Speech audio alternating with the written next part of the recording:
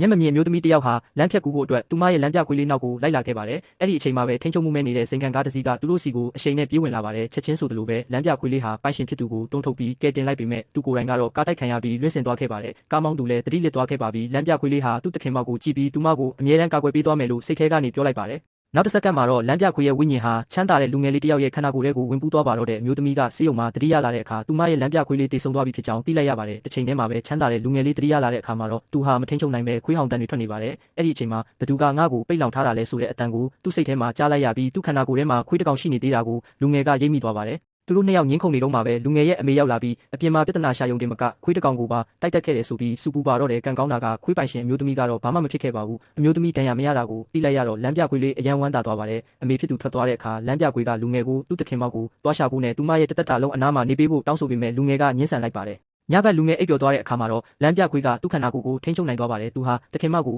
ရှာဖို့အပြင်ကိုခိုးထွက်ဖို့ကြိုးစားပေမဲ့တကားဘယ်လိုဖွင့်ရမလဲဆိုတာကိုမသိခဲ့ပါဘူး။အဲ့ဒီအတန်ကြောင့်အိမ်စေကတိသွားပြီးလူငယ်ကိုတခိုးမှတ်နဲ့တုံးနဲ့ရိုက်နှိုးလိုက်ပါတယ်။အိမ်စေကတကားကိုဘာလို့ကုတ်ချစ်နေတာလဲလို့မေးတဲ့အခါမှာတော့လမ်းပြခွေးကသူ့ခန္ဓာကိုယ်ကိုထိန်းချုပ်နိုင်မှန်းလူငယ်သိသွားပါတယ်။သူဟာအိမ်မပျော်လို့အပြင်ထွက်လမ်းလျှောက်တာပါလို့အိမ်စေကိုမလွှဲမရှောင်တာပြောလိုက်ရပါတယ်။လမ်းပြခွေးကသူ့ခန္ဓာကိုယ်ကိုမထိန်းချုပ်နိုင်အောင်လူငယ်ဟာမအိပ်ပဲအတင်းအောင်ထားပါတယ်။နောက်ဆုံးမှာတော့မျက်ကွင်းတွေညိုလာတဲ့အထိဖြစ်လာပေမဲ့လမ်းပြခွေးကတော့အိပ်ဆက်ဖို့မလိုပါဘူး။ဒါကြောင့်လူငယ်ဟာလမ်းပြခွေးနဲ့ညှိနှိုင်းရပါတော့တယ်။သူခဏအိပ်ပြီးရင်အမျိုးသမီးကိုတွားရှာပေးမယ်လို့ကတိပေးလိုက်ပါတယ်။နိုးလာတဲ့အခါမှာတော့သူဟာပန်းစည်းယူပြီးအမျိုးသမီးစီကိုတွားတွေ့ပါတယ်။အမျိုးသမီးကပန်းစည်းကိုလက်ခံလိုက်တဲ့အချိန်မှာလမ်းပြခွေနဲ့အတူရှိခဲ့တဲ့အချိန်တွေကိုချက်ချင်းသတိရသွားပါတယ်။ကားအက်ဆီဒင့်အတွက်လူငယ်ကတောင်းပန်တဲ့အခါမှာတော့အမျိုးသမီးကစိတ်ဆိုးပြီးပန်းစည်းကိုပြန်ပေးလိုက်ပါတယ်။လူငယ်ကအခွင့်အရေးတစ်ခုပေးဖို့တောင်းပန်ပေမဲ့အမျိုးသမီးရဲ့တငယ်ချင်းကသူ့ကိုနှိပ်ထုတ်ဖို့ကြိုးစားပါတယ်။အဲ့ဒီအခါမှာတော့လူငယ်ကသူမရဲ့လမ်းပြခွေးကထွက်မသွားပဲရှိနေသေးကြောင်းနဲ့သူမတို့နှစ်ယောက်ကြားကလှုပ်ဝက်ချက်တွေကိုပါပြောပြလိုက်ပါတယ်။ဒါကိုကြားလိုက်ရတဲ့အခါအမျိုးသမီးကသူ့ကိုရက်တက်မှုလှမ်းခေါ်လိုက်ပါတယ်။လမ်းပြခွေးဟာသူ့ခန္ဓာကိုယ်ထဲမှာအမြဲရှိနေပြီးစကားပြောတာကိုကြားနေရတယ်လို့လူငယ်ကပြောပြပါတယ်။သူမကိုအမားပြန်ပြင်းတဲ့အနေနဲ့လမ်းပြခွေးကိုစားသူမကိုစောင့်ရှောက်ပေးဖို့လူငယ်ကသဘောတူလိုက်ပါတယ်